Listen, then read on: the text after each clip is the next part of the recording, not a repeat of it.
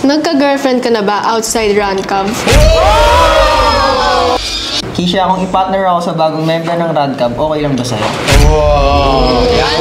Pinili ka sa mga bagong nag-audition sa Rancab. Kinilig ka ba dito? Nagsaselos ka ba minsan pero hindi mo sinasabi? Nagsinungaling ka na ba sa akin? Papayag ka ba na i-partner ako sa bagong member ng Rancab? Yung totoo? Nagkaroon ka na ba ng karelasyon outside Rancab?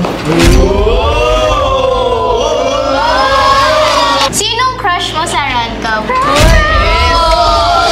Masaya ka pa bang kasama ko sa content? Ito kasi, dahil nakikita ko sa TikTok merong kang ibang kasama. Ito yung tanong ko sa'yo, kinilig ka ba dito? Kung ipapartner ako sa bagong member ng Rancab, papayag ka ba? Nagkaroon ka na ba ng relasyon outside Rancab? Nagsiselos ka ba pero di mo sinasabi? Hindi mo sinasabi? Ito yung pinakamadaling tanong eh. Sinong crush mo sa Rancab ngayon? Ikaw. Ayan. Masaya ka pa bang kasama ako sa content? Baka mamaya hindi, no?